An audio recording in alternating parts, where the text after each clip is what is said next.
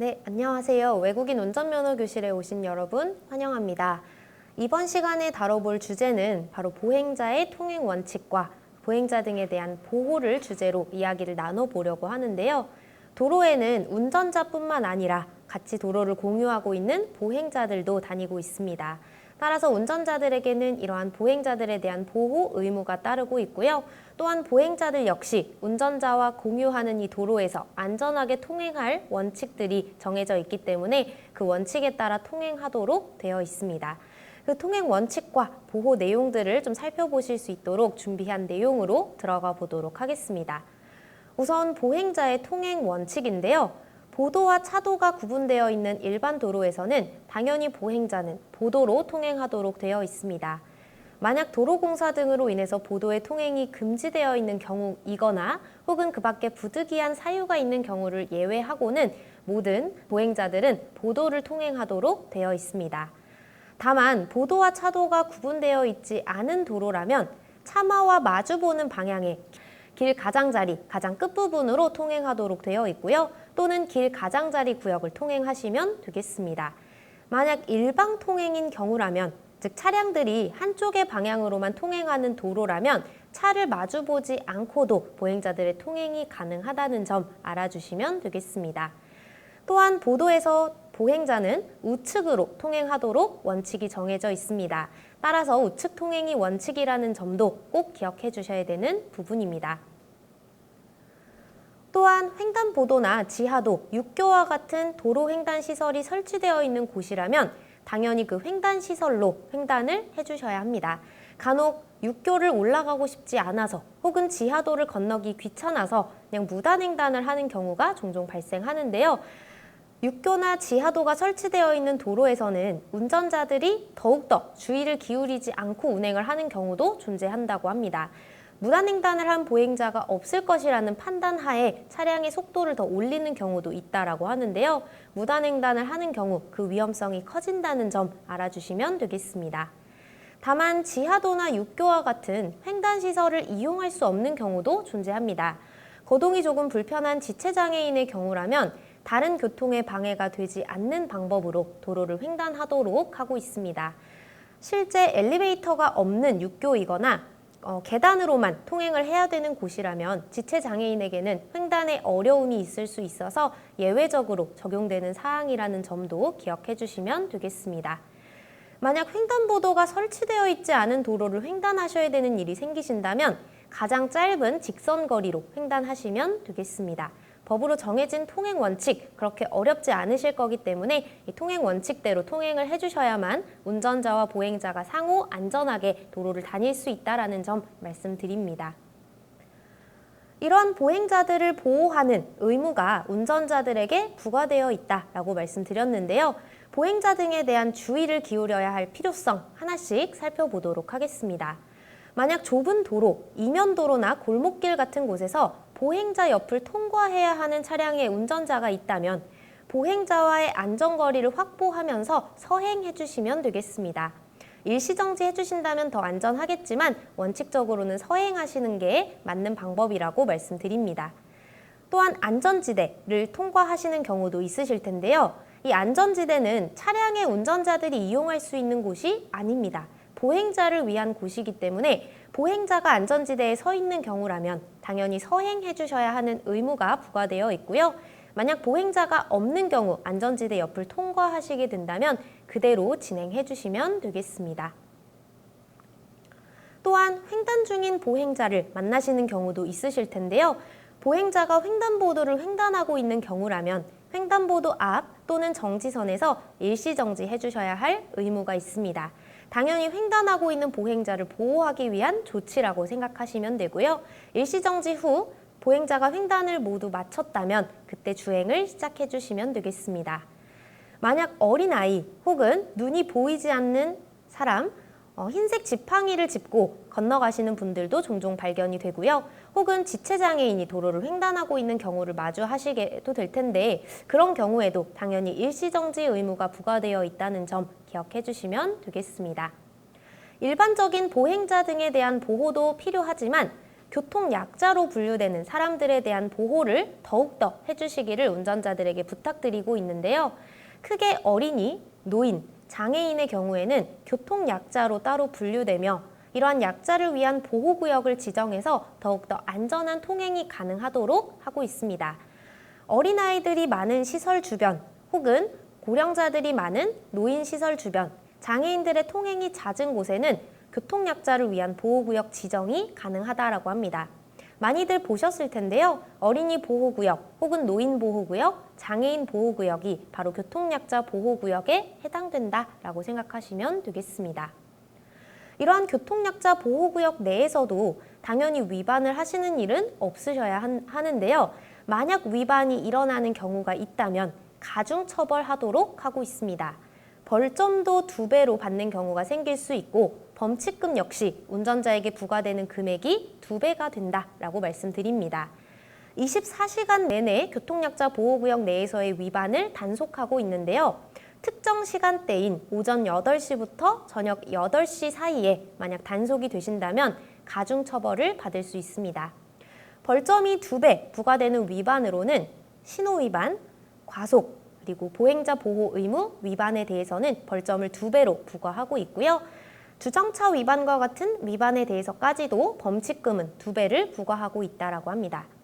최근 어린이 보호구역 내에서의 주정차 위반을 하는 경우 일반 도로보다도 범칙금이 3배 이상 늘어났다는 점까지 기억해 주시면 되겠습니다.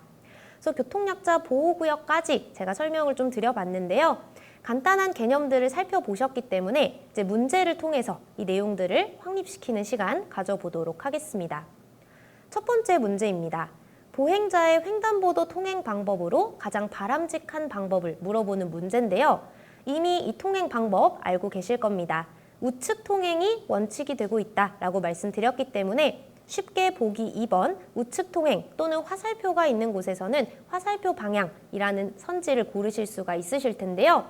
한 가지 사항을 더 추가로 설명드려 보자면 화살표가 있는 곳에서의 통행에 대해서는 제가 따로 설명드리지는 않았습니다. 오늘 만약 밖을 나가시게 된다면 횡단보도를 건너실 때 횡단보도를 한번 유심히 봐주시라고 부탁을 드립니다.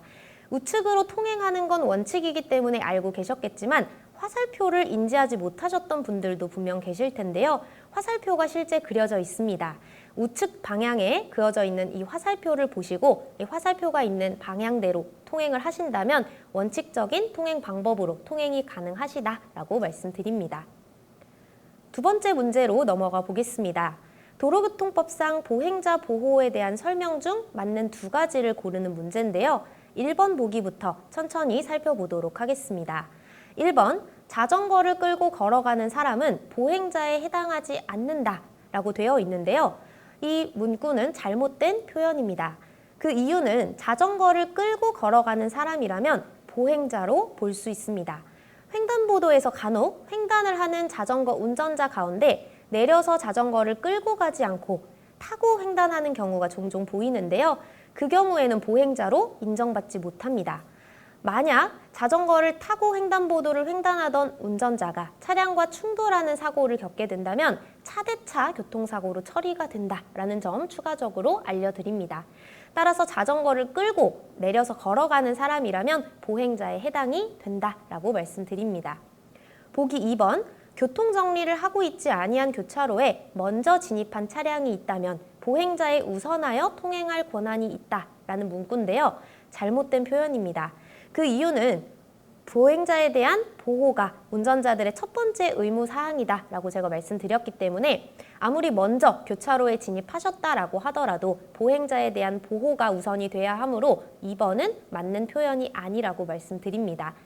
3번, 시도경찰청장은 보행자의 통행을 보호하기 위해 도로에 보행자 전용 도로를 설치할 수 있다라고 되어 있는데요.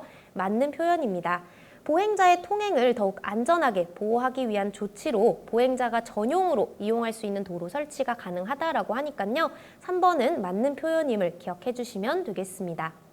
4번, 보행자 전용 도로에는 유모차를 끌고 갈 수 있다라고 되어 있는데요. 유모차를 끌고 가는 보행자의 경우 보행자 전용도로 이용이 가능합니다. 유모차는 차에 해당되지 않는 보행자이기 때문에 당연히 통행이 가능해서 4번은 정답이 된다라고 말씀드립니다. 따라서 보기 3번과 4번을 골라주시면 되는 두 번째 문제 같이 풀어보셨습니다. 세 번째 문제로 넘어가도록 할게요. 교통약자의 이동편의 증진법에 따른 교통약자에 해당되지 않는 사람을 고르는 문제입니다. 1번 보기부터 살펴보실 텐데요. 1번 보기 고령자라고 되어 있습니다. 노인이나 고령자의 경우 교통약자에 해당이 된다라고 배웠기 때문에 1번 보기는 답이 되지 않습니다. 2번 임산부의 경우 역시나 교통약자에 해당이 됩니다. 제가 크게 분류했던 세 가지 부류에 포함되어 있진 않았지만 임산부 역시 보호가 필요한 사람들이기 때문에 교통약자로 볼 수 있다라고 말씀드립니다.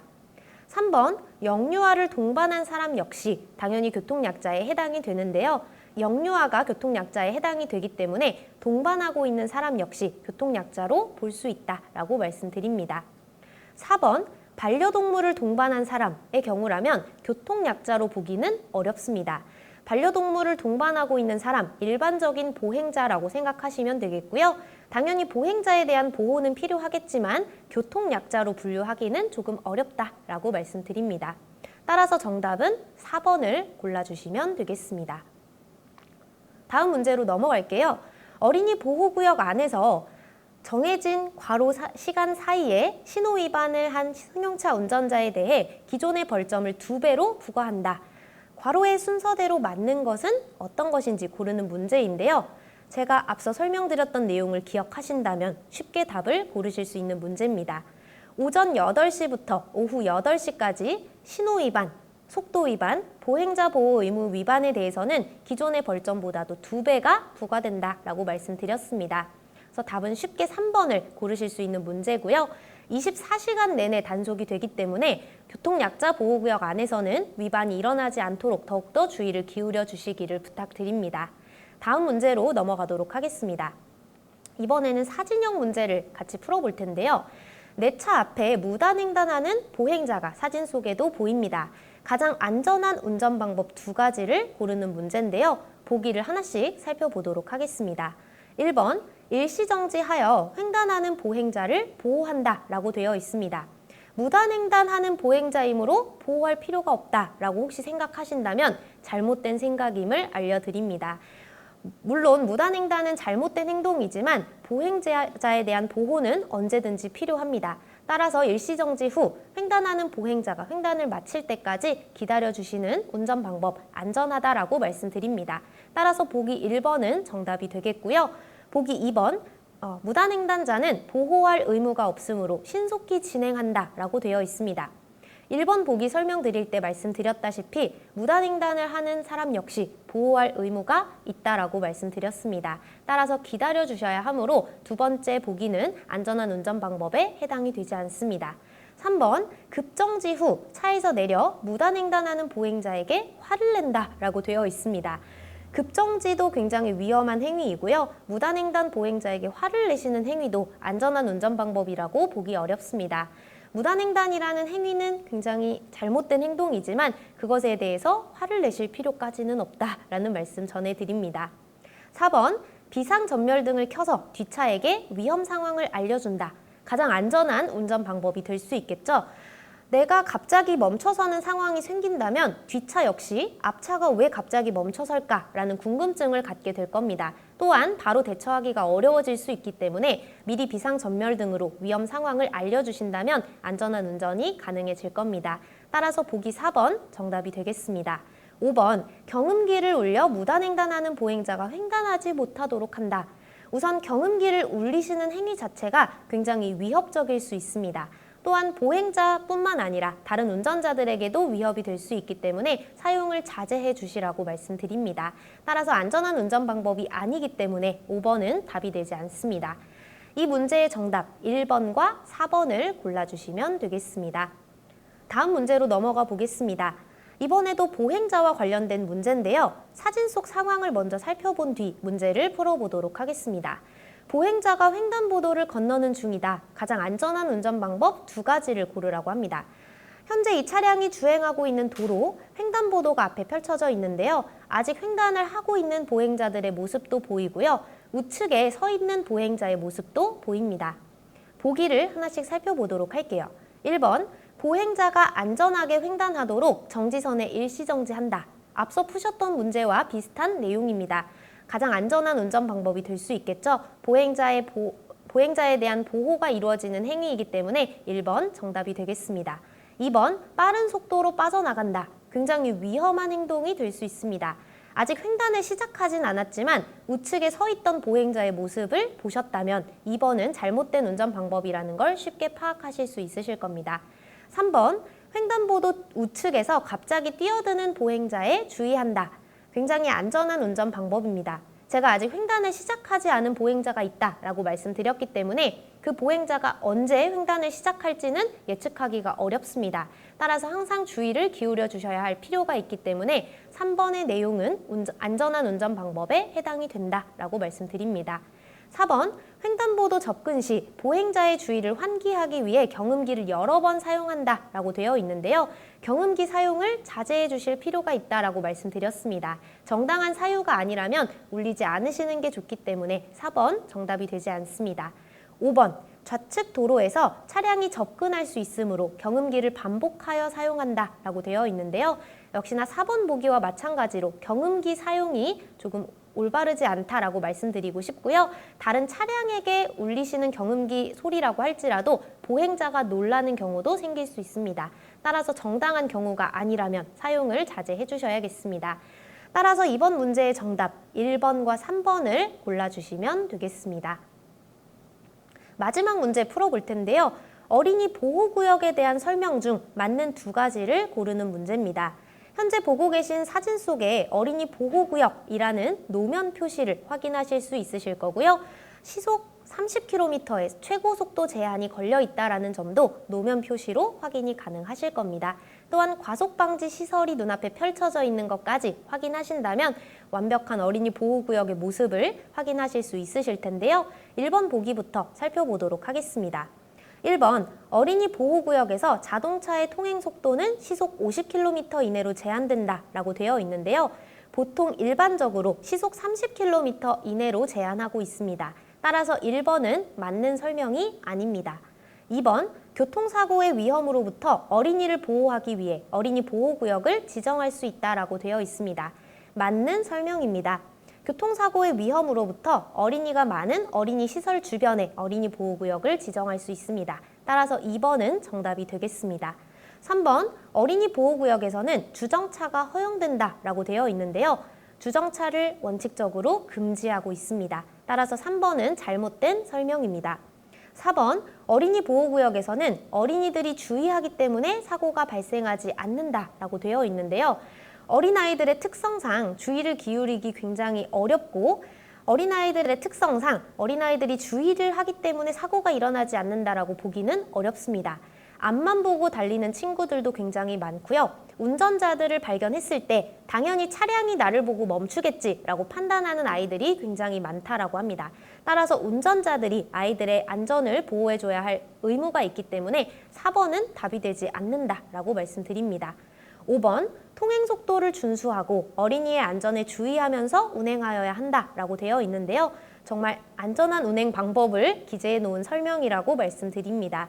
어린이 보호구역 내에서 정해져 있는 최고속도 시속 30km를 준수하고 어린아이가 언제든지 뛰어나올 수 있다는 생각으로 운전을 하신다면 안전한 운전이 가능하기 때문에 5번도 정답이 되겠습니다.